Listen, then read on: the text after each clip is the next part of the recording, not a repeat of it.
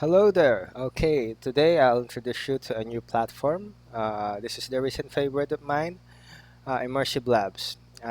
They have a free, sort of a free sub-platform within the platform called CyberMillion that ImmersiveLabs at online. So as you can see here, this is very good from them because as you know, the paid version of this ImmersiveLabs costs quite a lot, really.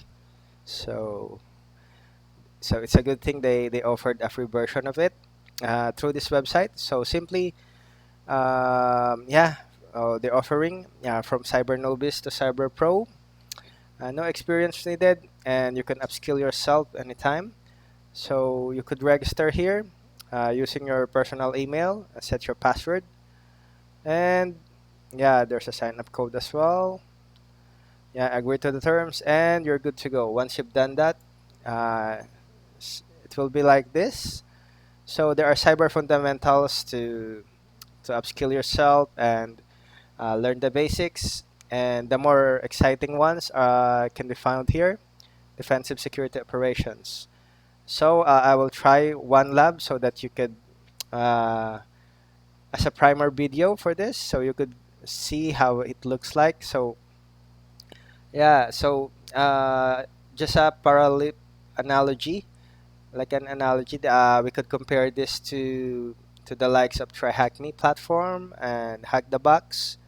So yeah, another one of those. But the thing that sets Immersive Labs or Cyber Million Immersive Labs apart is that all the labs here are Crest certified, so they are really of good quality, and really it will stretch your mind and really upskill you. And sometimes it will really give you what you call this. It will make your brain hurt, so to speak. But the good thing is there are really lots of that can be learned here. So let's start with something interesting. Okay, so all right, so let's start with the Windows concepts for this one. And inside the Windows concept, there are multiple labs as well. So let's try starting the environment variables. So I'll be opening this in the new tab and start it off. Start the lab. All right, give it a moment to load. So here, so this lab is a fun because you'll be able to learn some of the core Windows concepts that you could apply in cybersecurity, be it regardless if you are a blue teamer or a red teamer. Uh, these learnings really come in handy. All right, so let's just wait for it to complete to load.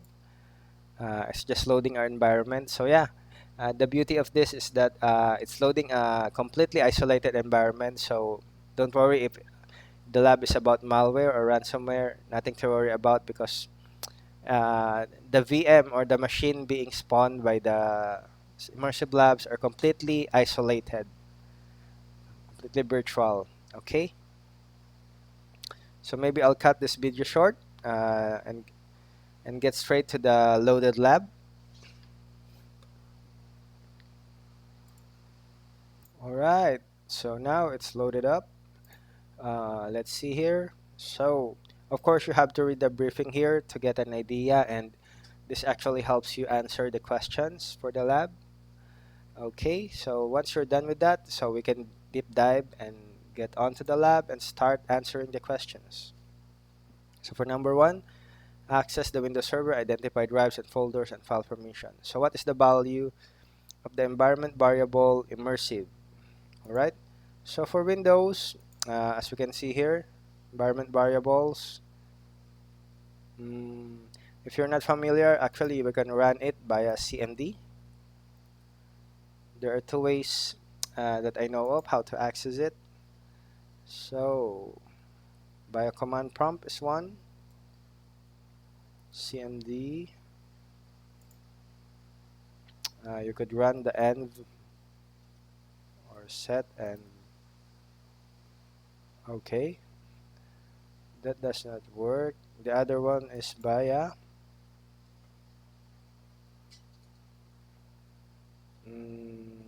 this PC. You could right click on this PC and view properties and advanced system settings, and there's a link to environment variables here. Okay, so we are asked what's the value of the environment variable immersive. So the answer is 81264. Yeah, check.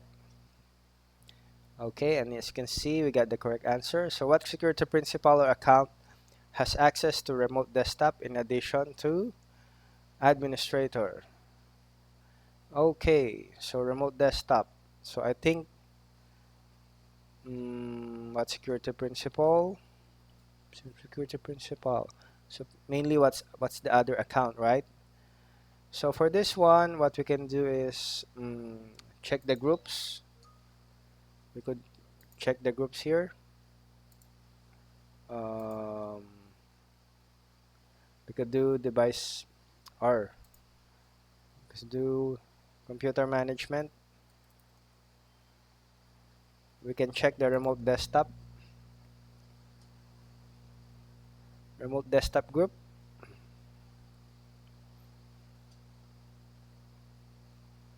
Okay, we could do local user and groups.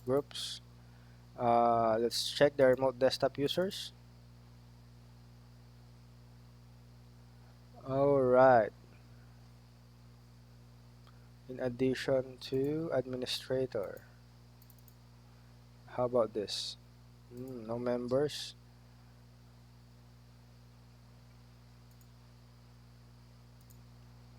All right. So I think this is it. Excuse me. Okay, let's try batch. Okay, so we did it. So yeah.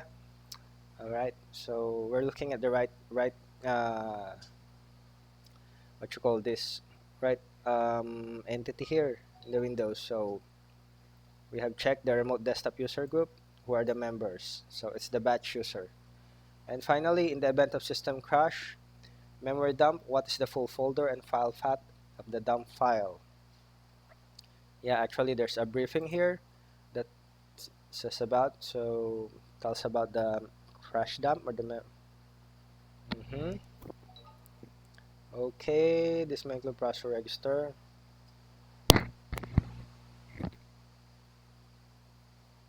Okay, so in advanced system properties, so we can see it. So let's go back. This PC properties, advanced system settings, and startup recovery.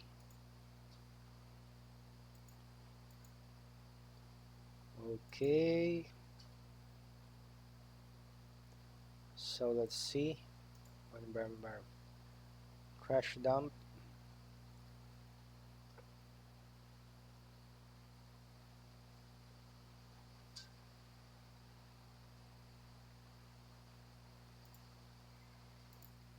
All right, so yeah, it's in just one of the advanced system settings.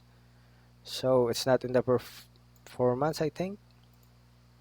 User profiles. Okay, I don't think it's in there, but most probably here. All right. So as we can see here, the dump file when the system crash is located here. C memory.iml cap. And that's it. So that was fun. Exit. All right. So now we can move on to the next lab.